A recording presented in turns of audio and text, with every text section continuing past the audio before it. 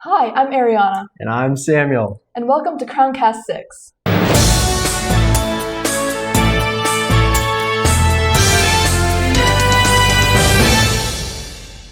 We are getting close to the end of the school year. Stay tuned for some helpful hints on navigating the last few weeks at the end of this episode. Recently, the field getting built has become a very popular topic at the King's Academy. Let's see how the construction is going. Hey guys, welcome back to the sports section. I'm Jill St. Ange. And I'm Cadence Lejean. And on this week's episode, we're going to be talking to our dedicated athletic director, Coach Camp. And getting a closer look into the building of our TK athletics field. Coach Camp is the King's Academy athletic director. He started as the assistant athletic director in 2020 and took over as the head athletic director in 2021 when Michelle Rutledge unfortunately passed away. This year will be his 5th year as the head athletic director starting in August.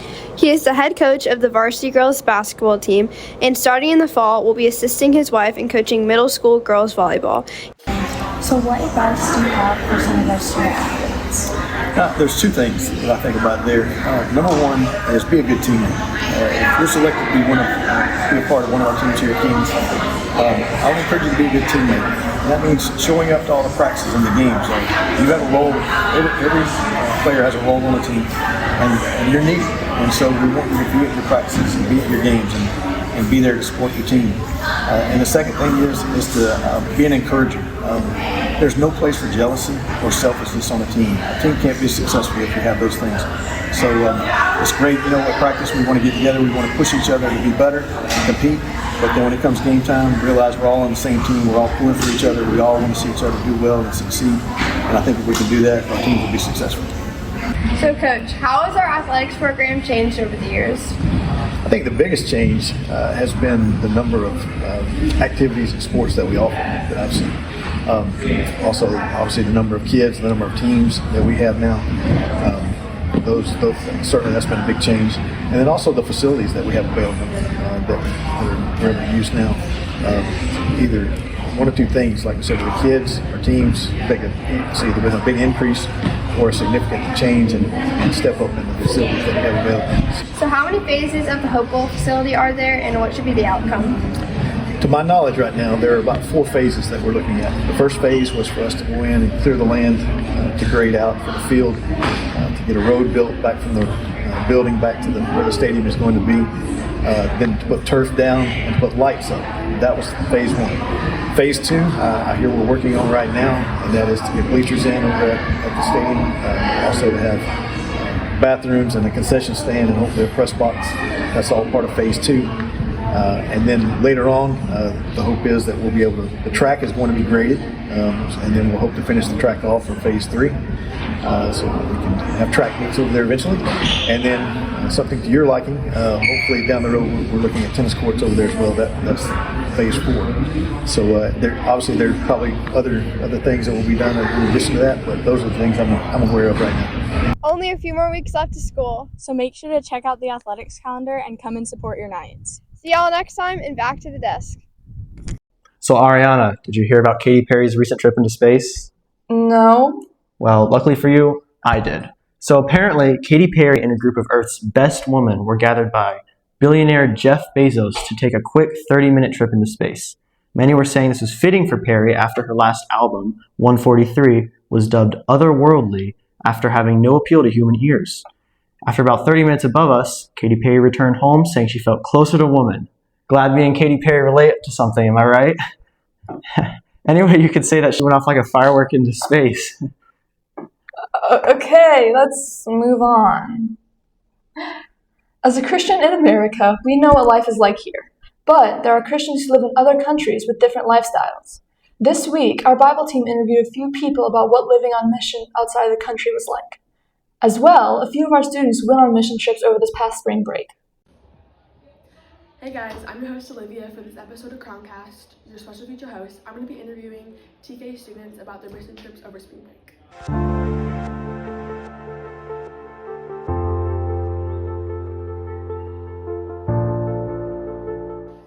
Hi, who am I here with? Lily. Where did you go on spring break and what church did you go with?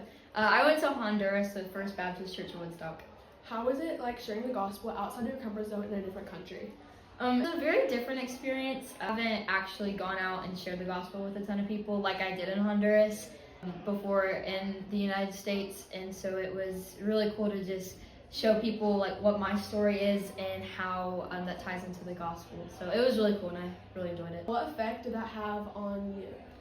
I think it just helped me realize that everyone needs Jesus, and just asking someone at Walmart how you can pray for them is so much better for the kingdom than just walking away and like they may never hear about Jesus ever, and you might be the only person to share that with them. So just seeking those opportunities, and when you feel the Holy Spirit calling you to go up to someone and just talk to them, just do it because you're never going to regret it. What were some highlights and lowlights from the trip? Highlights, definitely our team got very close together. We're all like tight knit and like best friends. Well, maybe not best friends, but we're good friends. We had a night of worship the third or fourth night we were there, and we all just kind of prayed and cried out to the Lord, and no one was not crying. Like where we were in the camp, like there was not a single dry eye. Like everybody was crying, and it was a very sweet experience, and we all just were able to open up to each other. This week, we got to interview 2 seniors about their international families and what it means to live on mission. Hi, my name is Nick Salonikau. I am from Belarus, a country in Eastern Europe. I've lived in the U.S. since I was about a year old, but I've gone back multiple times there, and I've done a lot of mission work. Hi, my name is Becca. I'm a senior, and I have a dad who's from the Philippines. The religious culture of Poland overall is Christian.